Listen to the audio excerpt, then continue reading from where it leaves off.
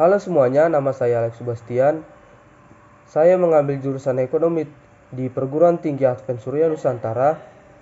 Dan sekarang saya semester 4 mengambil mata kuliah Roh Nubuat dan SGA yang dibimbing oleh Sir Joseph Sianipar.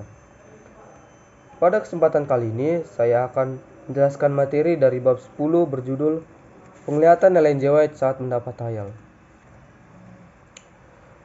Dari materi ini, Alkitab memberikan contoh keadaan orang yang mendapat penglihatan dari surga.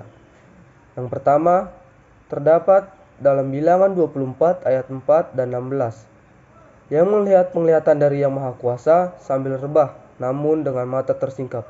Yang kedua dalam Daniel 10 ayat 17, tidak ada lagi kekuatan padaku dan tidak ada lagi napas bagiku. Yang ketiga dalam Daniel 10 ayat 7, 8, 18, dan 19, hilang kekuatanku, aku menjadi pucat sama sekali. Kemudian dari para saksi mata menyaksikan saat Ellen G. White mendapat hayal. Yang pertama dari saksi mata yang bernama F.C. Kastel pada musim panas tahun 1853. Dia bersaksi, seorang dokter membuat pemeriksaan atas Ellen G. White. Satu lilin yang menyala didirikan di depan matanya yang sedang terbuka, tak satu pun otot matanya bergerak. Yang kedua, dari D.H. Lamson, tanggal 26 Juni 1854. Saya berusia lebih dari 17 tahun, seolah-olah saya dapat mendengar suatu teriakan halus. Glory, glory, dia ucapkan. Letakkannya kaca di depan mulutnya, dan tidak lama kemudian dia berkata, tidak bernapas. Yang ketiga, saksi mata bernama C.S. Glover. Dia bersaksi, saya hadir pada saat Ellen G. White mendapat hayal di Waldron's Hall, Hillsdale, dan saya mendengar dokter berkata bahwa kondisi Nyonya White dalam hayalnya adalah di luar kesanggupan pengetahuan. Dia berkata, ada sesuatu yang supra alamiah tentang hal itu. Kemudian saya akan menjelaskan bagaimana keadaan Ellen G. White saat mendapat hayal.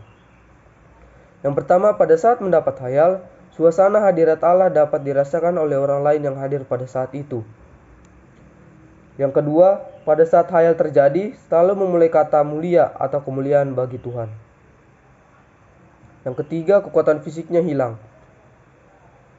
Yang keempat, dia mendapat kekuatan luar biasa. Yang kelima, dia tidak bernapas, tapi jantungnya berdenyut dan wajahnya bersinar. Yang keenam, kadang-kadang mengucapkan kata-kata yang singkat mengenai apa yang dilihat. Yang ketujuh, matanya terbuka seolah-olah melihat kepada kejauhan.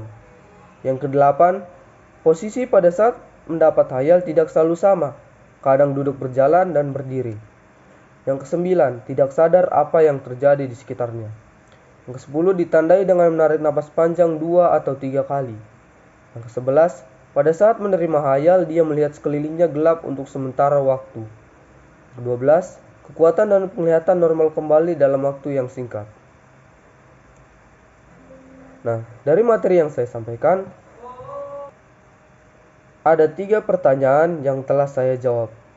Yang pertama, siapa saja saksi mata yang menyaksikan Ellen G. White mendapat hayal? Sebutkan salah satu. Yang pertama, saksi mata dari D.H. Lamson pada tanggal 26 Juni 1854. Pertanyaan kedua, ada berapa keadaan Ellen G. White saat mendapat hayal? Sebutkan 3 diantaranya. Jawaban pertama, pada saat mendapat hayal, suasana hadirat Allah dapat dirasakan oleh orang lain yang hadir pada saat itu.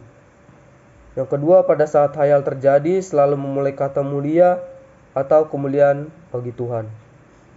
Yang ketiga, kekuatan fisiknya hilang. Pertanyaan ketiga, bagaimana keadaan orang yang mendapat penglihatan dari surga menurut Daniel 10 ayat 17?